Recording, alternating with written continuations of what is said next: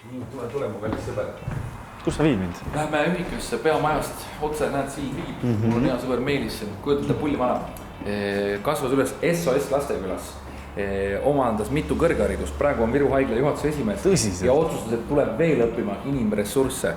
Nii et selle vene elu on kõike muud kui igav. Me vaatame, et peaks kodus olema ja tegema oma hommikusi rutiine. Ma täpselt ei tea, kus on Meelis näha. Komandandi juurest küsima. Komandandi juurest? Mina küll komandandi juurde ei lähe. Need on alati nii vanad ja kurjad naljad. Sa olid Kristjan. Jaa, praegu. Me peame vist minema. Tere! Oi, tervist! Vabandust, nii kõva häälega. Natuke teisiti vedas. Me otsime Meelist. Kas te oskate, kus Meelis on? Milline Meelis? Meelis Kukk. Üks hetk ma vaatan. Need olime taga küll, et ta peaks meid ootama, aga võib-olla ei oota ka. Ma ei ole kindel. Jaa, Meelis on toas 315. See on üleval 3. korrusel, lähed siit trepist üles ja ees vasakut kätt. Väga hea. Aitäh. Suurepärane, aitäh teile. Aitäh. Näe, täitsa olemas. Tulid ka. Toibalad ei toidisse meid. Oi, tervist! Tere Meelis! Tere Meelis! Kuidas sa nüüd näeb minu kaaslane Jüri? Tervist, meeldib. Väga Mees tore. sinuga pole ammu näinud. Kuidas sa nüüd Mainorist oled ära eksinud ja veel ühikasse? Näeb, issanda teed on imelised. Sul on igapäevaselt nii kõrge ametiga töökoht, ometi sa elad Tallinnas. Jah. Ja nüüd tulid ühikasse. Kuule, tead, see on niisugune ajutine lahendus, mul kodus vahetatakse aknaid ja siis tead on seda tolmu ja kõike nii palju, et siis on, ja siin on vaata kui hea, kui nii, et 5 minutit ennem kooli minekut ärkad üles või tööle minekut, sest et no vaata, mul on ju ühel pool paned idasse või siis kontorisse tööle, nii et... Miks sa nüüd Mainorisse lõppima tulid? Sul on umbes ju 76 kõrgharidust juba olemas. Sul on hästi tasuv töö, sul on pereelu, asjad ja otsustasid, et ma tulen õpin veel. Jaa, no mõneti, kui ma vahetasin töökohta, siis ma mõtlesin, et võiks natuke finantsteadmise juurde saada ja ega lõppkokkuvõttes, mis see kool annab ju ka uue võrgustiku, nii et mitu kasulikku asja.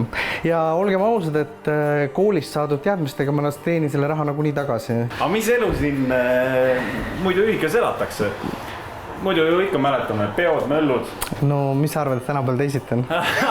Nii, sellepärast sa oled tegelikult siia tulnud. Selles mõttes on ka nagu, mõneti nagu hotellis, et koristaja käib, koristab ära kõik ülimugav. Vanasti on mugavad ka. On. Ja. Oota, ma mõtlen, see on tühi see, jah? Jah. Aga ma üles minema. Ikka muidugi. Ei! Võtama see roosa kokku. No ikka. Tõest ära, nii taha.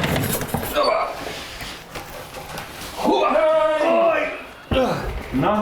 Oi, kui ebamugav. Nii, võtame jällegi siin. Võtame jällegi.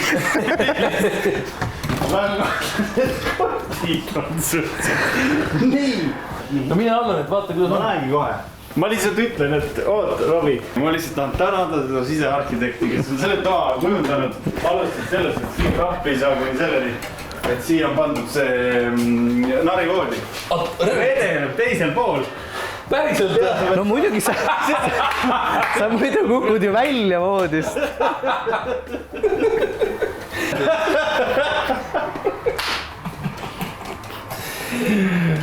Nii. Mulle meeldib ka see, et see Peegel on õige koha peal.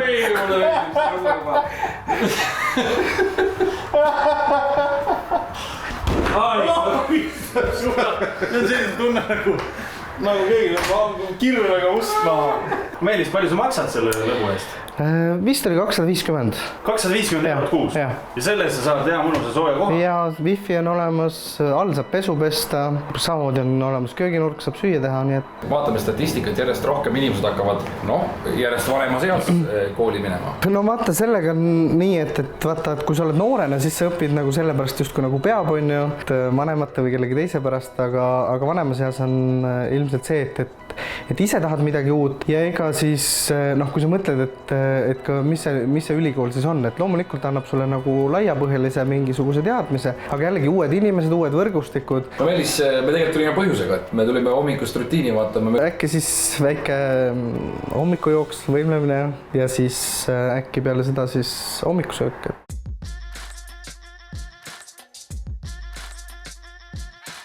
Hakka teie järgi tegema. Me oleme nagu ööklubis. Poisid on tantsiga tulnud õue lihtsalt nii sama. teisele poole ka. Teisele poole ka, ütled. Hei! Hei! Hei! Nii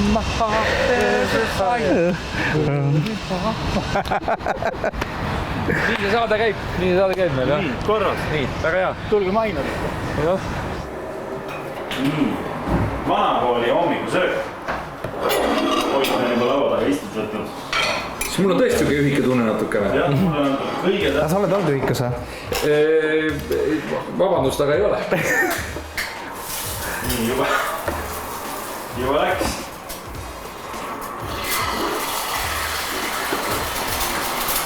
Meeldis, miks sa otsustasid just Mainorisse tulla? Tead, see on mingi eriti pikk lugu, et ma läksin 2013, ma mõtlesin, et ma võiks nüüd magistriõppesse minna.